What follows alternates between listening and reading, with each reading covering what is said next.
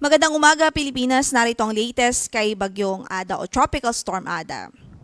Napanatili nito ang kanyang lakas at ngayon nga po may maximum sustained winds na 65 kilometers per hour near the center o malapit sa gitna ng bagyo, samantalang ang kanyang gustiness ay umaabot pa rin po sa 80 kilometers per hour. At sa ngayon, base sa ating latest data, huling nakita ang kanyang sentro sa layong 430 kilometers silangan ng Maasin City, Southern Leyte. At mabagal pa rin itong binabaybay, mabagal pa rin ang kanyang pagkilos at binabaybay nito ang karagatan sa silangang bahagi ho ng Kabisayaan at ang kanyang direksyon ay north-northwestward. Based na rin po sa latest na track na ipinalabas po natin ngayong 5 a.m. bulletin. So makikita nga po natin na sa susunod na 2 hanggang sa 3 araw ay pahilagang kanluran ng kanyang track o pagkilos. So papalapit po ito sa landmass. We're still expecting na ito po ay lalapit sa landmass.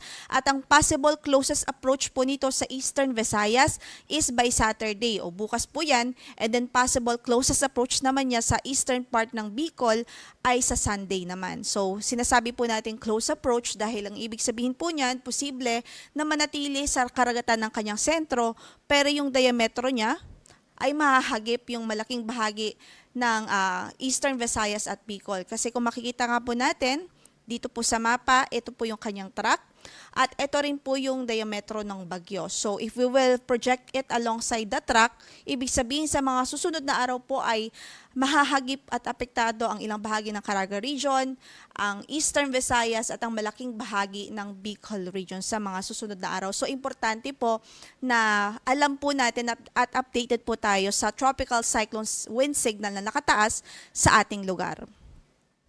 So it's also important to note na posible pa rin ho yung landfall scenario, lalong-lalo na po kung pumihit pakanluran o westward shift yung itong track po ng bagyo. So mas maganda po maging updated or mag-monitor sa magiging updates ng Pag-asa. As long as nakapalobang yung lugar dito po sa tinatawag nating cone of uncertainty or cone of probability, ibig sabihin ay pwede pong dumaan mismo ang sentro ng bagyo dyan. Samantala, by Sunday afternoon onwards, ay nakikita naman po natin na magno-northeastward itong bagyo. Ibig sabihin, pipihit pa silangan naman ho, pa northeastward yung kanyang track dahil nakikita po natin posible na sumama po ito sa trough na nasa kanang bahagi ng bansa. Pero dahil eventually ay hindi naman din po ito, kumbaga bibitaw din po ito doon sa trough, so iikot o maglulup po itong bagyo. So far sa ngayon, yan po yung nakikita nating projection. Pero dahil malayo pa po ito, it's still beyond the 5-day forecast period. Ang ibig po sabihin yan ay may mga kinoconsider pa tayong uncertainties. So mataas pa yung uncertainty niya. So ang pinakamainam ay mag-monitor po sa magiging update ng Pag-asa. And rest assured that we will continuously give updates, lalong-lalo na po pag malapit na po ito sa ating landmass. So sa ngayon, signal number 1 pa rin na nakataas sa eastern portion ng Camarines Norte, sa Camarines Sur, Catanduanes, Albay, Sorsogon, eastern portion ng mainland Masbate kasama na ang Ticao at Buris Islands, northern Samar, sa Samar, eastern Samar, Biliran, northern and central portions ng Leyte, eastern portion of southern Leyte, sa Dinagat Islands, Surigao del Norte at Surigao del Sur. So ito po yung mga lugar kung saan ay makakaranas po ng mga pagulan. Lalong-lalo na po sa araw na ito, mag-start po talaga yung mga malakas din na pagulan sa silangang bahagi ng Kabisayaan, Caraga Region, maging sa ilang bahagi pa po ng Kabikulan. So kasama dyan or kasama doon sa impact ay ang mga pagbugso po ng hangin na pwede pong umabot hanggang sa 61 kilometers per hour na lakas ng hangin. So mag-ingat po dahil delikado at paminsala po yung ganong klaseng hangin o lakas ng hangin. Samantala, ito naman yung mga lugar kung saan ay wala po tayong signal dito pero posible din makaranas ng strong to gale force winds dahil naman sa epekto ng amihan. Dahil aside from Tropical Storm Ada, meron din tayong umiiral na amihan sa northern at central Luzon. So sa hilagang bahagi ng ating bansa ay may amihan at nakakaranas pa rin ho ng mga pamisa-misang pagbugso ng hangin. Ang Batanes, Babuyan Islands, Ilocos Norte, Eastern Isabela, sa Aurora, Calabarzon, Occidental Mindoro, Oriental Mindoro, Romblon, Marinduque, Cuyo Island, Bicol Region, Visayas, Caraga Region at Davao Oriental.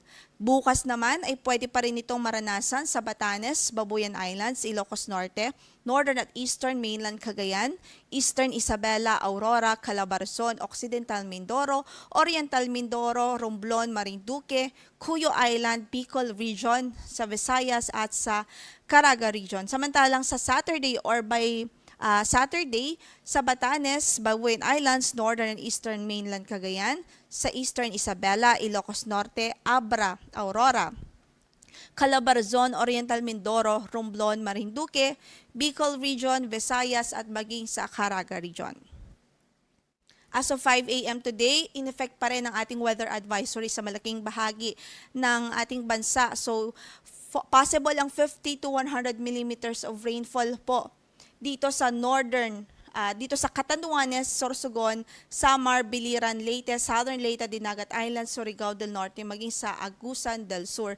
Habang possible din ng 100 to 200 millimeters of rainfall dito sa Northern at Eastern Samar. So, especially dito sa Northern and Eastern Samar, ay malalakas na mga pag-ulan na talaga ang ating ina-expect sa araw na ito, dulot ni Tropical Storm Ada. And then, of course, sa Catanduanes din, sa Sorsogon, may 50 to 100 millimeters of rain na tayo for today, sa Samar, Biliran, Leyte, and sa natitirang bahagi pa ng Eastern Visayas, maging dito sa Agusan del Norte at Surigao del Sur. So, mga localized flooding ay ina-expect po natin dahil lalong-lalo na po yung mga nasa low-lying areas o mabababang lugar at sa mga lugar kung saan ay malalapit po sa ilog. Kung kaya't iba yung pag-iingat at maging alerto po tayo sa mga posibilidad ho ng pagbaha.